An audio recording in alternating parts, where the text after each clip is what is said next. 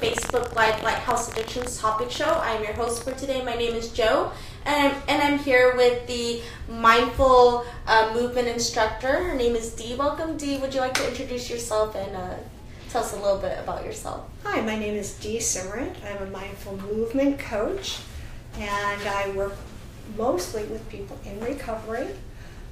For anything in recovery, we work in learning mindful movements, mindful breathing, a little bit of mindfulness meditation. Oh, nice. So,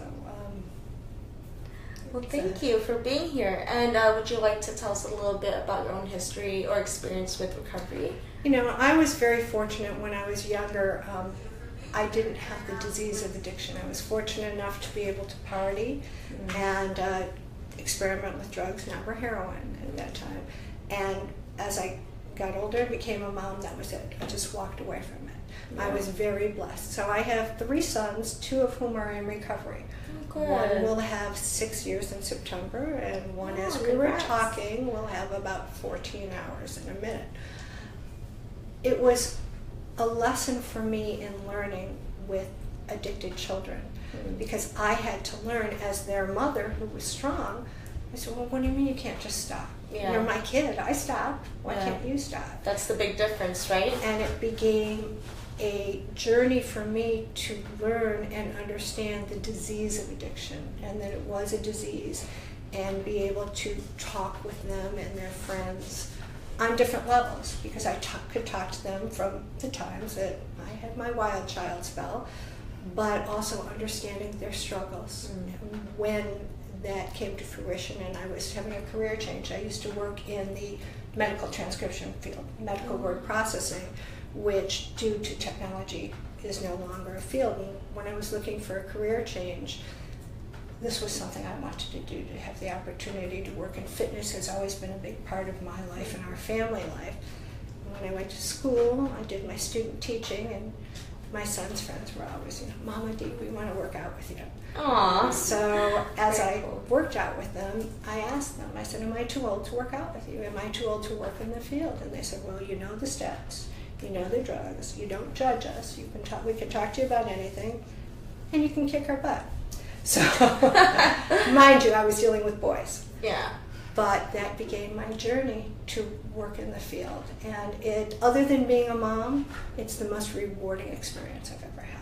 That's so beautiful. I think it's always really cool when somebody who does not identify with being an addict works in the field. I think it gives the addicts a different perspective, right? You can provide them with a different perspective.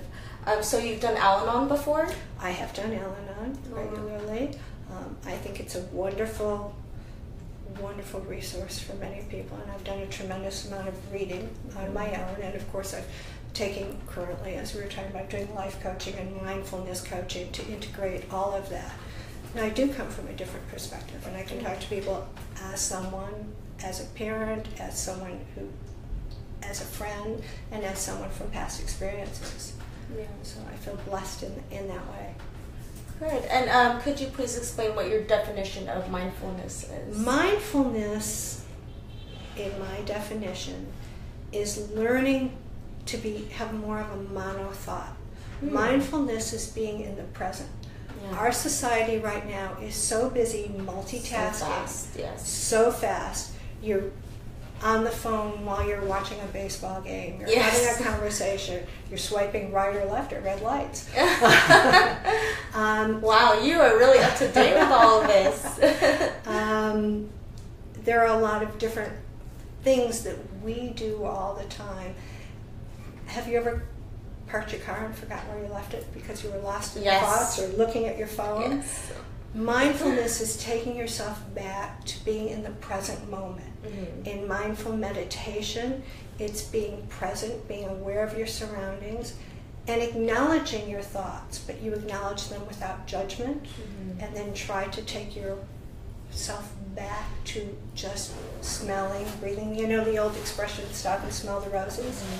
Allow yourself to become more aware, and mindful movement in the same breath is taking time to focus, to coordinate your breath your movement, engaging your muscles, acknowledging other thoughts, but refocusing, so you start to develop a connection with your body again. And what I've heard over and over again is learning to take care of my body while I'm taking care of my mind makes me feel more whole. Many of our clients go to the gym as well, but many clients, I like to ask them if they worked out in a previous life. So, before you were using or before you were getting high, did you do any type of fitness or exercise? Because so often you want to go back to the gym and kill it, and you're going to get injured. Yes. Mindful movement will prepare you, help you get stronger, but there are also movements that you can do on your own at home that help your mind become stronger, help you focus. And by learning to acknowledge your thoughts without judgment and understand that they're thoughts. Why did I think that? Take a minute. Sometimes it will prevent you from overreacting in another situation down the way, because you're used to taking a step back. You're used to more of a mono-vision. It's just becoming more in touch. Yeah. And what do you think the importance is of mindfulness in recovery, or mindfulness in movement as well, mindful movement? Mindful movement is getting in touch with your body. It's learning to concentrate, to focus on your breath, I teach a Pilates-based course. And Pilates is all about learning to engage the core, working from the inside out, engaging your muscles, using your breath to prevent further injuries. But also, as you learn to breathe in this way, which is a diaphragm breathing, you're oxygenating yourself. And the more oxygen flows through you, the more you start to release your endorphins and your serotonin, which will create a balance. And it just creates a sense of well-being. The more you have that well-being, you can take it, or even just a movement or learning a breath pattern can change a craving at home, can change a mood. That's very true. It's not, you don't have to go to the gym. You have additional tools. And I feel, especially in recovery, in the early stages of recovery, things that have some movement, as far as just, it's hard to hold still. It's very hard. Look at me, I'm moving so much. Yeah, so just learning to move and how to engage and connect with yourself again is beneficial. Thank you. How do you incorporate mindfulness in recovery? But I just noticed as I'm speaking to you and you're talking about this, I'm being more aware of deep breathing, because I am a little bit nervous of talking in front of the camera. Me too. So let's take a minute, take a deep breath. How do I incorporate mindfulness? Again, the more you are in tune, the more you can block other things out. Mindfulness is a journey. It's not going for the end result. It's gaining self-confidence. It's learning how to engage your core and work in symmetry in your body. And as you feel yourself strengthen, it gives you self-confidence. It brings more awareness to your body, awareness to surroundings, and helps you take those tools and attach them to other areas of your life as well. If you feel more confident walking into a room just from within, you're breathing better, you feel a little bit stronger, you're standing a little taller, that gives you self-esteem, and that will carry into other areas, how you project yourself and how people react to you. And how is mindful movement, how does it benefit people of all ages? For younger people in particular, I feel that you're learning again how to get in touch with your body, how to prevent injuries, how to engage your muscles, starting with your core.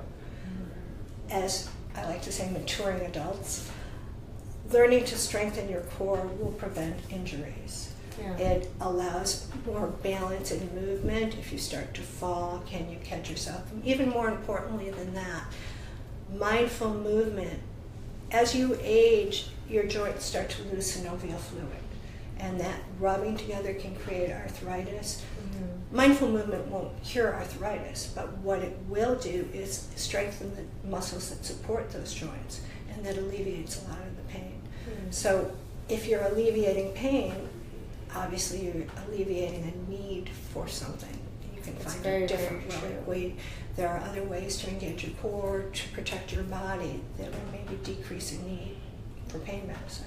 Yeah, I think that's a great way. If I had started to incorporate mindfulness in my own life early on, then maybe I wouldn't have resorted to other things, right?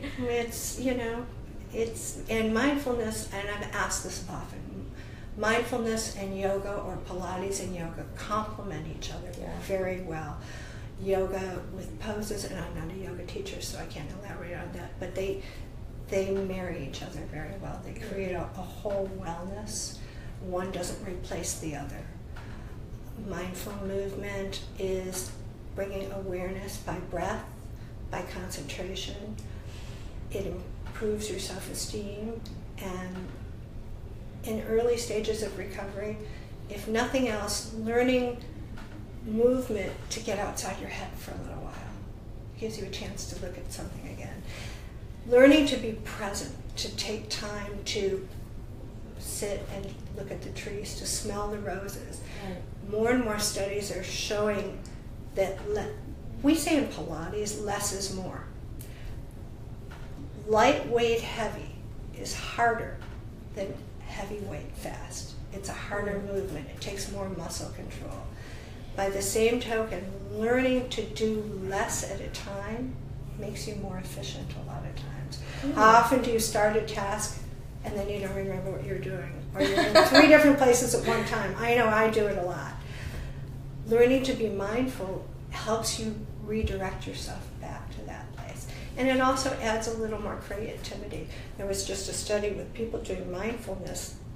That if you ask a busy person, you give them word association, you say white, they'll say black. Ask a person studying mindfulness, white, they may say clouds. Oh. It brings more of awareness to your surroundings and just that mono thought. Time to think about life and take care of yourself.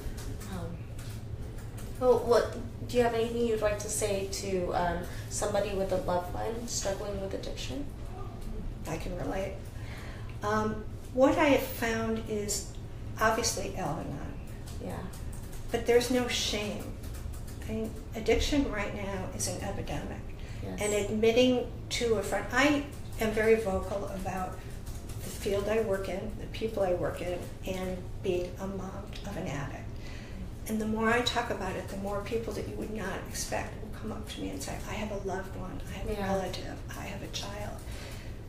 Don't be ashamed. There's no shame to admit and to reach out for help and to share your story, because the more you share, the more you're going to find out there are a lot of people in your situation. It breaks the stigma a little bit. It does break the stigma, and know that you're not alone. And to reach out. Al-Anon is huge. Al-Anon's there for you. It's definitely helped my relationship with my own family. And it helps relationships not even with addicts alone, but it's just true. interpersonal relationships. I go to AA with my sons, and I walk away with something new every time. Just awesome. it's a way of life. And to an addict, I would say, keep trying. Don't get hung up on I did it didn't work. Just keep trying. Reach out for help. Beautiful. Well, thank you so much for joining us today. It was a pleasure. Just a reminder that we are here every Thursday at 3 p.m. Facebook.com/LighthouseTreatment. Thank you again for coming and sharing your wisdom with us. Thank you very much for having me. Okay. Bye, everybody.